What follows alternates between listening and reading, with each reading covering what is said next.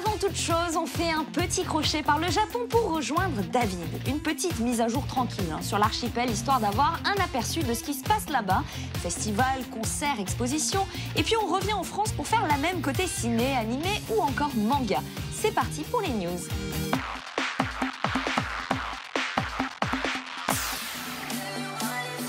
Konnichiwa, salut à tous. Aujourd'hui, nous sommes dans le sud de Tokyo, au centre de convention Tokyo Big Sight, et je vous emmène dans un grand événement high-tech, Japan IT Week.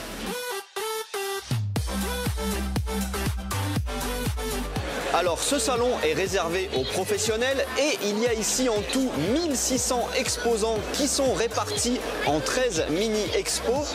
Dans l'ensemble, c'est très pointu, donc je vais essayer de vous trouver des trucs un peu grand public. Voici un très bon exemple de technologie de l'information appliquée au grand public. Alors vous savez déjà peut-être que dans certains restaurants au Japon, on peut commander les plats à l'aide de tablettes numériques, notamment dans des restaurants de sushi. Mais là, on monte encore d'un cran dans la technologie. Imaginez un restaurant du futur avec devant chaque place ce genre de capteur qui va détecter quand quelqu'un arrive et lui proposer le menu en plein de langues. Et en plus, le système est capable de savoir combien de temps la personne est restée, ce qu'elle a commandé. Et le plus génial, c'est ça, un système d'intelligence artificielle qui va être capable de reconnaître tous les plats à l'aide d'une caméra. Donc, il reconnaît les plats et leur prix et bien sûr les envoie à la bonne table.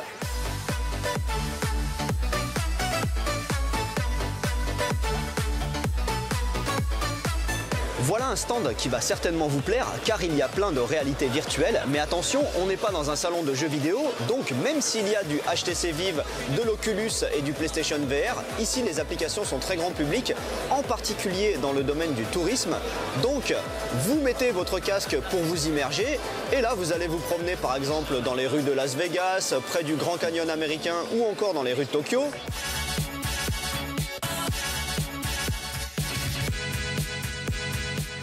Les Japonais sont déjà les champions du monde de la qualité de service, notamment dans les restaurants, et pourtant ils cherchent toujours à s'améliorer, notamment grâce à ce genre de nouveaux gadgets high-tech. Alors vous voyez, ça c'est un bracelet que les serveurs et les serveuses dans un restaurant vont porter.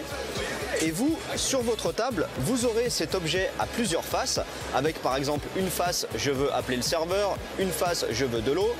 Et comme il y a un capteur de mouvement à l'intérieur, et bien si par exemple je renverse l'objet sur la face « je veux de l'eau », et bien quelques secondes plus tard, le bracelet du serveur vibre avec le numéro de la table et ce que la personne à la table veut.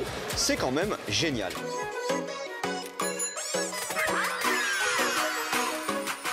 Voilà, c'était super intéressant. Même si la concurrence internationale est très rude, le Japon reste vraiment l'un des plus grands pays du high-tech. Allez, à plus. Ja ne.